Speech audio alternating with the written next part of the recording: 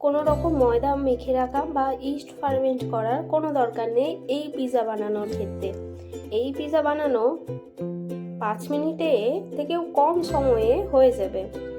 আমরা পিৎজা বানানো তো খুব ঝামেলার মনে করি ময়দা মাখা, ইস্ট ফুলবে কি ফুলবে না, পিৎজা ডো বানানোই সব থেকে কষ্টের মনে হয়। কিন্তু খেতে তো আমাদের সবারই ভালো লাগে। তাই আজকে বাড়িতেই আমি কোনো রকম ময়দা ইস্ট ছাড়াই এই পিৎজা বানিয়েছিলাম। দেখতে যা না লোভনীয় হয়েছে, খেতে এর থেকেও বেশি ভালো হয়েছিল। বাচ্চা থেকে বড় এই পিৎজা দেখলে কারোর লোভ সামলানো যাবে না। আবার যদি বাচ্চাদের ছুটির দিনে এই রকম টিফিন বানিয়ে দেওয়া যায় তাহলে আর কি চাই। তাই বাড়িতেই চটজলদি এইভাবে পিৎজা অবশ্যই বানাতে পারেন। যারা পিৎজা বানাতে একদম পারেন না তাদের জন্য এই রেসিপিটা একদম পারফেক্ট। আমি এখানে 4টে ব্রেড নিয়ে সাইডগুলি কেটে দেব। তারপর যেই কড়াইয়ে বানানো হবে ওই একটা ননস্টিকের প্যান নেবেন অবশ্যই। যদি না থাকে তাহলে অসুবিধা নেই।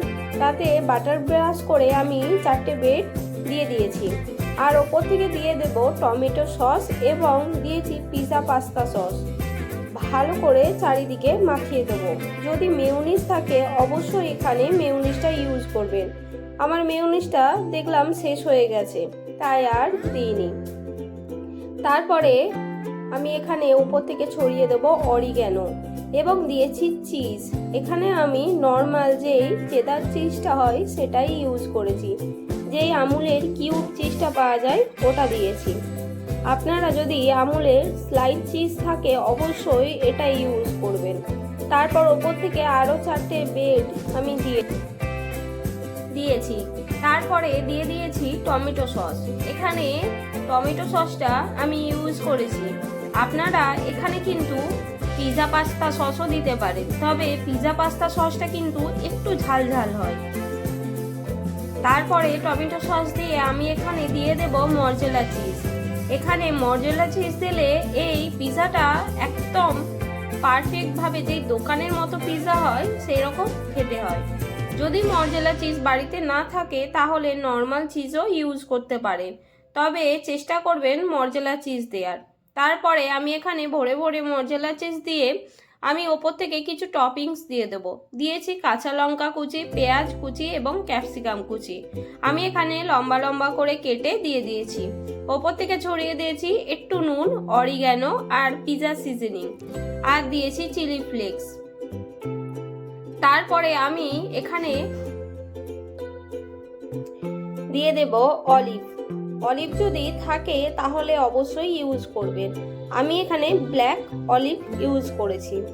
ওপর থেকে অলিভ দিয়ে দেব কয়েকটা।